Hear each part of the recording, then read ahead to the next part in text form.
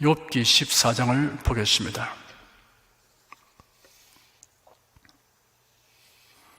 욥기의 주인공 욥은 하나님을 경외하며 경건한 생활을 하였는데 어느 날 재난이 일시에비로 닥쳤습니다.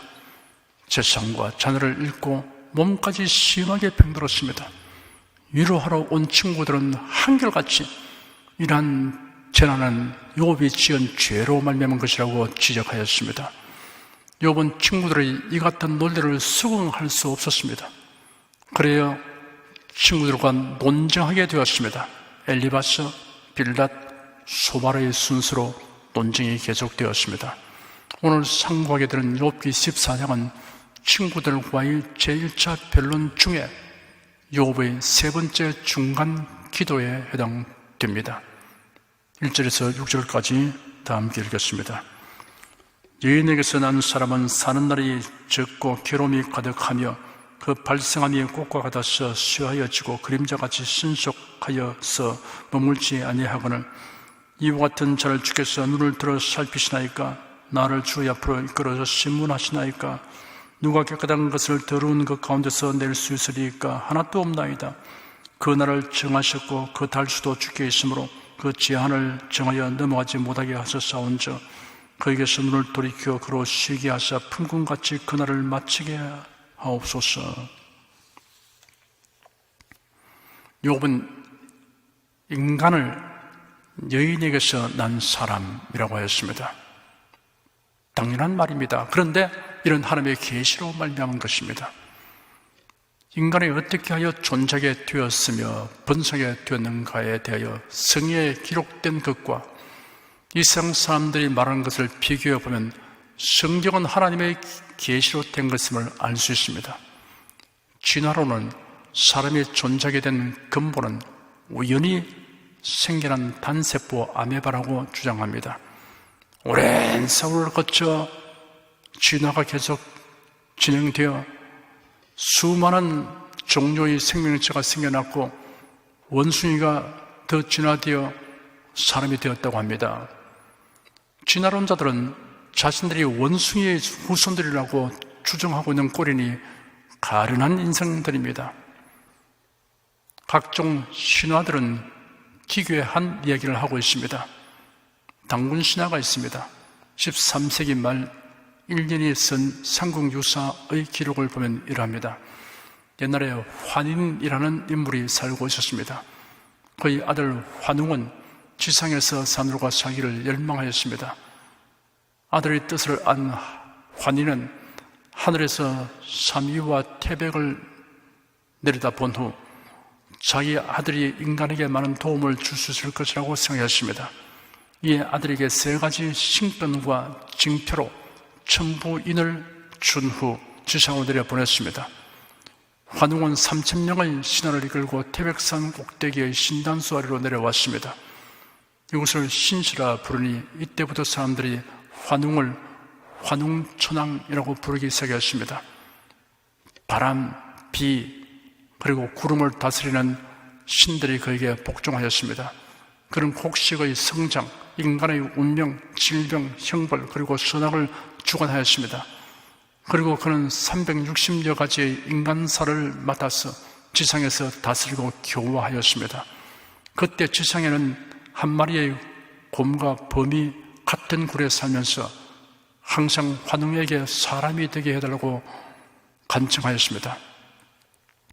이에 신은 그들에게 신비로운 한 다발의 쑥과 20개의 마늘을 주면서 이르기를 이것을 먹고 100일 동안 햇빛을 보지 않으면 사람의 모습으로 될 것이다 라고 하였습니다. 이것을 팔아먹고 경기하기 21일 만에 곰은 여자의 몸이 되고 범은 햇빛을 피하지 못하여 사람이 되지 못하였습니다. 웅자는 그녀와 혼인할 사람이 없어 항상 단수 아래에서 아이를 갖게 해달라고 기원하자 이 환웅이 자신의 모습을 바꾸어서 그녀와 결혼하였습니다. 아들을 낳게 되자 이름을 당군 왕금이라 하였습니다. 중국 요 임금이 즉위한 지 50년에 평양성에 도읍하고 나라 이름을 조선이라 하였습니다. 신라의 시조 박혁거스에 관한 근국신화가 있습니다. 진암 땅 양상기석 나정이라는 우물 옆의 숯불 사이에서 말이 엎드려서 울고 있는 것을 고호 촌장 소별공이 보았습니다. 다가가서 보니 말은 호련히 사져 보이지 않고 다만 큰 알 하나만 있었습니다. 알을 쪼개보니 어린아이가 들어있었습니다. 이 아이를 들여다가 길렀더니 나이 10살이 되자 벌써 장대한 성인이 되었습니다. 신기하게 여겨 사람들이 그를 임금으로 추대하였습니다.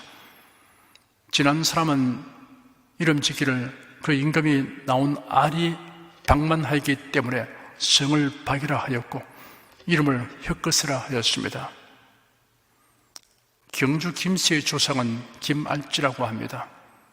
신라 탈래왕 때 대보 호공이 월성 서리를 가다가 크고 밝은 빛이 시림 속에서 비치는 것을 보았습니다.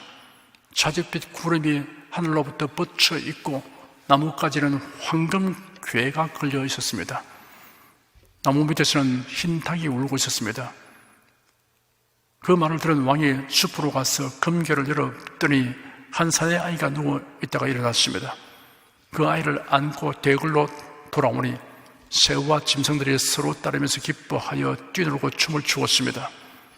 소아를 의미하는 알지로 아이의 이름을 짓고 금궤에서 나왔다 하여 김씨를 성으로 삼았습니다. 후에 김알제의 7대손 미초가 왕위에 올랐습니다. 김의 김씨의 시조 김수로 왕은 가락국의 시조이며 김의 김씨의 시조입니다. 가락지역 경상남도 김해 지역에는 왕은 없었고 촌장 9명이 부족을 다스리고 있었습니다. 어느 날 하늘에서 소리가 나기를 구지봉으로 가서 땅을 파면서 거부가 머리를 내밀어라, 그렇지 않으면 구워 먹겠다라는 노래를 부르며 춤을 추라는 말이 들려왔습니다. 9명의 부족장이 그렇게 하자 하늘에서 붉은 보자기에 쌓인 황금으로 된 상자가 내려왔습니다. 상자 안에서 6개의 알이 들어있었습니다. 가장 먼저 태어난 아이는 김수로 왕이며 그는 금강관야를 세우고 임금이 되었습니다. 또한 나머지 5개의 알에서도 아이들이 태어나 각각 나라를 세워 6가야가 되었습니다. 이러한 전설을 그대로 믿는 사람은 없겠지만 그래도 곰이나 알에서 나온 자가 조상이라고 하는 얘기가 참으로 황당무계합니다. 성경이 없었으면 누구든 이런 황당무계한 이야기를 사실처럼 믿을 테니 이를 믿는 사람들의 삶이 황당무계한 것이 될 수밖에 없습니다. 욥은 인생을 3가지 면에서 논했습니다. 사는 날이 적고 괴로움이 가득하며 누가 깨끗한 것을 더러운 것 가운데서 낼 수 있으리까 하나도 없나이다 하였습니다. 첫째, 사는 날이 적은 인생이라고 하였습니다. 이를 2가지로 비유했습니다. 꽃과 같이 피어났다가 시들어지는 것과 그림자같이 머물지 않고 지나가 버리는 것으로 비유하였습니다. 노아 홍수 이전 사람들의 수명은 아주 길었습니다. 가장 오래 살았던 모두살라는 969세를 향수하였습니다. 365세의 죽음을 보지 않고 들려 올라간 에녹을 제외하고 가장 단명자는 777세를 향수한 라멕입니다. 노아 이후에 인간의 수명이 급격하게 줄어들었습니다.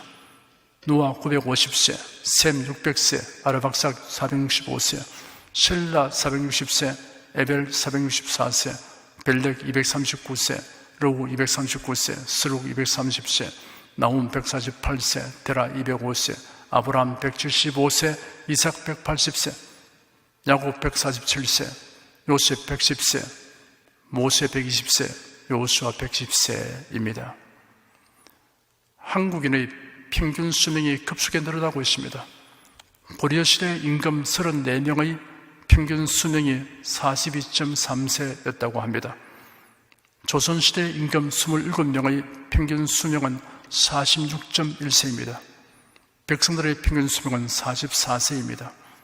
현재 한국인의 평균 수명은 83.3세입니다. 여성이 86.3세, 남성이 80.3세입니다. 100세 이상 사는 사람은 극소수입니다. 고려말 정몽주와 함께 대표적 인물인 길전은 1386년에 문과급제하여 벼슬을 하다가 부모 복량을 위해 사직하고 고향에 돌아갔습니다. 조선이 개국되고 이방원에 의해 태상박사가 되었으나 거절했으며 특히 그는 학문에 뛰어난 많은 저서를 남겼는데 그 유명한 시조가 지금도 전해집니다. 500년 도읍주를 필마로 돌아다니 산천은 의고하되 인간은 간데없네 어제버 태평년을이 꿈이른가 하노라. 인생 무상을 읊은 것입니다. 100세 된 사람도 지난 세월을 회고하면 지루하도록 오래 살았다라고 하기보다 어릴 적 일이 엊그제 같은데 어느새 세월이 이렇게 지나갔는지 모르겠다고 말합니다. 둘째, 괴로움이 가득한 인생이라 하였습니다. 성자라고 불리는 어거스틴은 사람이란 누구나 이 세상에 태어나자마자 울음부터 터뜨린다. 이는 장차 자기가 겪을 수많은 고통을 예지하고서 그 불운을 표현한 것이 아니고 무엇이야 라고 괴로운 인생을 논했습니다. 문호 괴테는 70평생 동안 내가 진정 기뻐해 본 날은 단 하루도 없었다라고 탄식했습니다. 철학자 소펜하우어는 인생은 고통하기 위해 태어난 존재다 하였습니다. 사람은 태어나는 순간부터 일평생을 생존을 위한 투쟁을 합니다. 병고, 생활고, 사고, 전쟁, 천재지변, 인간관계의 반목, 암투, 대립, 갈등으로 이런 괴로움을 겪습니다. 한 작은 상점을 경영하는 상인이 있었습니다. 눈만 뜨면 상인으로 달려가고 저녁 늦게 상점 문을 닫으며 열심히 일했습니다. 그래도 간신히 가족 부양을 하였습니다. 그러던 중에 그만 중병에 걸리고 급속히 병이 악화되어 죽음을 앞둔 상태가 되었습니다. 임종을 앞둔 터라 온 가족은 슬퍼하며 그의 머리맡에 엄숙이 둘러 앉아 있었습니다. 그가 숨을 몰아쉬면서 간신히 소리내어 말했습니다. 여보, 어디 있어? 여기 있어요. 첫째야, 너는 어디 있느냐? 아버지, 여기 있습니다. 막내야, 넌 어디 있느냐? 아버지, 저도 여기 있어요. 그러자 상인은 갑자기 마지막 힘을 다해 소리를 질렀습니다. 그럼 상점은 도대체 누가 지키고 있단 말이냐? 평생 생활 후에 지들다 보니 죽어가는 자리에서도 상점 생활을 놓을 수 없던 것입니다. 찬송가는 인생의 괴로움을 천국 소망으로 극복하는 가사가 많이 있습니다. 괴로운 인생길 가는 몸이 평안히 쉴 곳 아주 없네. 걱정과 고생이 어디는 없으랴. 돌아갈래 고향 하늘나라. 고생과 수고 다 지나간 후 광명한 천국에 편히 쉴 때 이 세상에 근심된 일이 많고 참 평안을 몰랐구나. 내 주 예수 나로라 부르시니 평안히 쉬리로다. 내 본향 가는 길 보이도다. 인생의 갈 길을 다 달리고 땅 위에 수고를 거치라 하시니 내 앞에 남은 길 오직 저 길. 셋째, 추악한 인생이라고 하였습니다. 고전에 속하는 그리스도를 본받아의 저자 토마스 아 켐피스는 인생은 초박하기 그지없는 것이지만 사람들은 그런 삶을 어떻게나 사랑하는지 차마 눈을 뜨고 볼 수 없는 증인이다 하였습니다. 사람은 원죄를 지니고 태어납니다. 자신의 행위로 범하는 죄는 천성적인 타락의 소산물입니다. 사는 날이 적고 괴로움이 많으며 죄 많은 인생 문제의 해결책이 예수 그리스도입니다. 이 생에서 사는 날이 적으나 그리스도 안에서 영생을 얻습니다.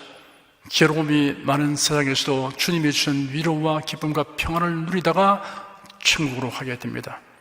추악한 죄를 예수의 대속의인으로 사함받고 의인이 됩니다. 욥은 하나님께 호소하고 탄원하기를 인생은 수명이 짧고 고난이 많고 완전한 순일이 불가능한 것임을 고려하고 감안하여 욥 자신을 너무 엄하게 다루지 말아 주시며 조금이라도 휴식을 달라고 하였습니다. 3절에서 이와 같은 자를 주께서 눈을 들어 살피시나이까 나를 주의 앞으로 이끌어서 시문하시나이까 하였고 6절에는 그에게서 눈을 돌이켜 그로 쉬게 하사 품꾼같이 그 날을 마치게 하옵소서라고 탄원하였습니다. 7절에서 9절까지 읽겠습니다. 나무는 소망이 날이 지킬지라도 다시 우미 나서 연한 가지가 끊이지 아니하며 그 뿌리가 땅에서 늙고 줄기가 흙에서 죽을지라도 물 기운 내 um이 돋고 가지가 발하여 새로 심은 것과 같거니와 나무는 잘려져도 그루터기에서 우미에 돋아 다시 자라는 것을 생각하면서 욥은 나무의 끈질긴 생명력을 부러워하였습니다. 상수리나무, 포도나무, 무화과나무, 종려나무, 아카시아 나무 등은 끈질긴 생명력을 가지고 있습니다. 10절에서 12절까지 읽겠습니다. 사람은 죽으면 소멸을 들으니 그 기운이 끊어진 적 그가 어디 있느냐? 물이 바다에서 줄어지고 하수가 자라서 마름같이 사람이 누우면 다시 일어나지 못하고 하늘이 없으기까지 눈을 뜨지 못하며 잠을 깨지 못하느니라. 사람은 나무에 비하면 실로 생명력이 나약한 인생의 피해를 느끼지만 그런 나무와 같지 않음을 다행으로 알아야 합니다. 만일 잘라버린 지체가 다시 생겨난다면 전쟁과 폭행이 난무할 것입니다. 13절에서 15절까지 읽겠습니다. 주는 나를 음부에 감추시며 주의 진노가 실 때까지 나를 숨기시고 나를 위하여 기한을 정하시고 나를 기억하옵소서. 사람이 죽으면 어찌 다시 살릴까? 나는 나의 싸우는 모든 날 동안을 참고 너의 길을 기다렸겠나이다. 주께서 나를 부르시겠고 나는 대답하였나이다. 주께서는 주의 손으로 지으신 것을 아껴 보셨겠나이다. 욥은 죽은 다음의 세계에 대한 신령한 지식이 희박하였습니다. 그래도 욥은 하나님의 구원에 대한 소망을 가지고 인내하겠다는 의지를 천명하였습니다. 오늘날 성도들은 신약 성경을 통하여 얻은 지식으로 내세관이 모호하거나 막연하지 않습니다. 확실합니다. 16절에서 22절까지 읽겠습니다. 그러하온데 이제 주께서 나의 걸음을 세시오니 나의 죄를 살피지 아니하시나이까? 내 허물을 주머니에 봉하시고 내 죄악을 삼으시나이다. 무너지는 산은 정녕 흩어지고 바위는 그 자리에서 옮겨가고 물은 돌을 닳게 하고 넘치는 물은 땅의 티끌을 씻어 버리나이다. 이와 같이 주께서는 사람의 소망을 끊으시나이다. 주께서 사람을 영정히 이기셔서 떠나게 하시며 그의 얼굴빛을 변하게 하시고 쫓아 보내시오니 그 아들이 존귀하나 그가 알지 못하며 빛하나 그가 깨닫지 못하나이다. 오직 자기의 살이 아프고 자기의 마음이 슬플 뿐이니이다. 욥은 하나님의 정죄와 심판에 대한 두려움을 표명하였습니다. 성경에는 하나님의 정죄와 심판을 면하는 유일한 해결책이 계시되어 있습니다. 교회 시대에 살고 있는 성도들은 예수 그리스도의 대속의 죽음과 부활, 성천 그리고 재림과 천국에 대한 풍부한 지식이 있지만 욥은 그렇지 못한데도 고난을 극복하는 과정을 보면 감탄하지 않을 수 없습니다. 기도하겠습니다. 하나님의 계시에 의존하여 전능하신 하나님, 공의와 진실의 하나님을 신뢰하며 살았던 사람들을 우리가 성경을 통하여 알고 본받게 하여 주신 하나님께 감사드립니다. 우리는 이러한 기록을 통하여 하나님을 경외하는 자에게는 최종의 승리와 영광이 예비되어 있음을 확실히 알고 믿게 되었습니다. 최종의 승리와 영광에 대한 지식과 확신으로서 우리가 매일 당면하는 문제와 상황을 바르게 해석할 수 있으며 이로 인하여 인내와 소망을 가지고 날마다 이기며 살게 하여 주신 주님께 감사드립니다. 예수 그리스도의 이름으로 기도드립니다. 아멘.